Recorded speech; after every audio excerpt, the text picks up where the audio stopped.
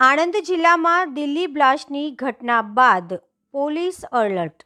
Delhi fort metro સ્ટેશનની પાસે park કરવામાં આવેલ કારમાં ભારે વિસ્ફોટ થતાં અંદાજિત 13 લોકોના મોત અને ઘણા બધા ઘાયલ થયા છે. આ વિસ્ફોટ એટલો શક્તિશાળી હતો કે નજીકના વાહનોમાં પણ આગ લાગી અને ભારે નુકસાન થયું. આ ઘટના બાદ મેટ્રો સ્ટેશનના ગેટ 1 અને 4ને તાત્કાલિક બંધ કરવામાં આવ્યા, જ્યારે અન્ય મેટ્રો સેવાઓ સામાન્ય છે.